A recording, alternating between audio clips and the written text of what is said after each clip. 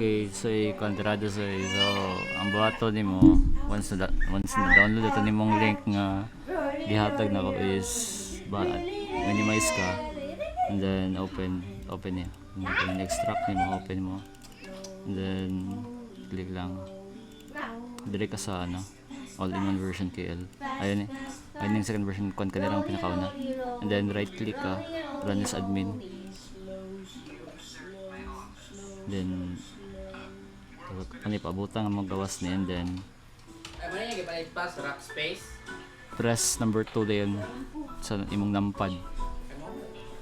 So basically so muni nga method of activation niya gabiton kani sa number 2 kani bali naka kan correspond ni sa number nga imong gamiton. So dili lang ta sa kuan number 2 para permanent dili na ka mag-activate. Press number 2 lang and then paabuta lang dayon nga kuan man og activate and then press exit. Okay ra. Nara. Okay.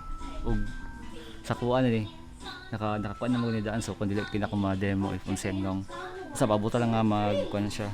Naanay pagka-last ani kinaman ni kuan mag kanang press any button to exit. So press lang dayon man. Tapos naka-highlight na siya green every time nga kun mahuman siya crack kanang kan na siya highlight na green na naay